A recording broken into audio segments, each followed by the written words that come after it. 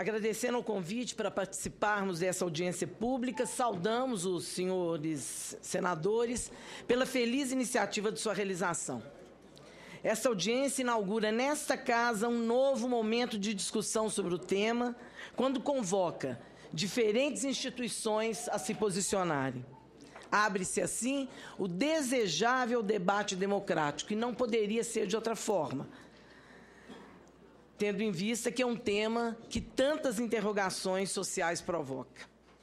O consumo de substâncias psicoativas, ainda que não seja um fato novo ou recente na nossa história, se constitui, por inúmeros motivos, neste momento, como importante preocupação da sociedade brasileira. Um problema cuja importância pede delicadeza, mas também coragem para desconstruir as soluções apressadas, visto que a pressa, do lado de quem usa ou de quem faz as políticas e as leis, continua a ser péssima conselheira e conduz sempre ao pior. A firmeza que se pede é a defesa da vida, que precisa ser compromisso de todos. É preciso, por fim, a alienação que mantém vulnerável a sociedade, a quem se faz necessário esclarecer e falar sobre o tema, rompendo com o interdito e as fantasias preconceituosas que turvam nossa percepção. É preciso reconhecer que, se há consumo, há comércio, e que a guerra não é resposta civilizada para tal prática. Por que não nos debruçarmos mais detidamente, humildemente, sem arrogância, nas experiências que vêm acontecendo pelo mundo? Não são poucas. Aqui perto, temos a experiência da Argentina, do Chile, do Uruguai, que tem, que conseguiu construir uma ousada, e firme resposta. Próprio Portugal, cuja política nos convida a rever nossa posição sobre os modos de tratar o consumo prejudicial, rompendo com a barreira criminalizante que impede o acesso ao tratamento para os que dele necessitam. Vou citar até mesmo os Estados Unidos, autor da nefasta e fracassada guerra às drogas, na década de 70, que 17 estados, onde 17 estados, ou 19, já sustentam, 19, já sustentam o uso terapêutico da maconha, e onde também já começam a repensar e propor alternativas à sua imensa população carcerária. 2.500.000 pessoas presas, onde a imensa maioria está envolvida com a questão das drogas. No campo dos exemplos a seguir, ou dos compromissos estabelecidos, temos o pronunciamento da 43ª Assembleia Geral da ONU, que aconteceu agora na Guatemala, citada pela Alice, da qual o Brasil participou e referendou seu documento final, que convida os países membros a buscarem soluções cidadãs, inclusivas no trato dessa questão, e mesmo o posicionamento da ONU, rechaçando a tortura e os locais de internações forçadas.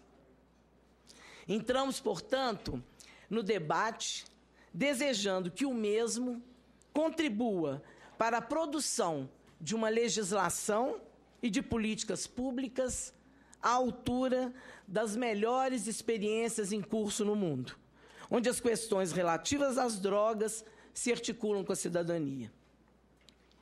Senhores senadores, a democracia brasileira pede e merece resposta à altura para essa questão. Só assim, verdadeiramente, o Brasil dará mostras de haver superado o atraso, o obscurantismo na resposta a um problema que afeta o mundo e diz respeito à lógica que o organiza, a predileção pelo consumo. Aprendemos com o poeta que as leis não bastam, elas não fazem florescer nenhum lírio. Nelas, contudo, gravamos como numa pedra nossos projetos de mundo e humanidade. À tinta, imprimimos a memória que legaremos ao futuro, e apenas isso, o futuro que aqui escreveremos, é motivo para um melhor cuidado, para uma mais democrática e lúcida construção, posto que espelha o patamar civilizatório em que nos encontramos. Nossa capacidade de compreensão e resposta àquilo que nos aflige e que nos interroga. Por isso, indagamos aos senhores senadores o porquê de uma lei que repete, em parte de seu texto, o pior do que já se experimentou na abordagem dessa questão. Por exemplo, por que se insiste na criminalização dos usuários? Por que a adoção de penas tão duras, quando as estatísticas relativas à população carcerária no Brasil revelam um crescimento significativo do número de cidadãos condenados ao cárcere e que sua imensa maioria são réus primários, pobres, negros, jovens, sobre a aplicação de uma lei que não define qual a quantidade que faz de um portador um traficante, deixando ao julgamento subjetivo dos agentes da lei tal decisão. Qual o sentido de insistir, mais uma vez, no endurecimento das penas e não na revisão de tão prejudicial lacuna sobre a qual incide e se reafirma o preconceito de classe vigente em nossa sociedade? Por outro lado, chama a nossa atenção o fato de que um texto que busca regular o consumo pela via da criminalização das substâncias inclua como parte da questão a definição do tratamento, sem se preocupar de destacar que há modos distintos de uso.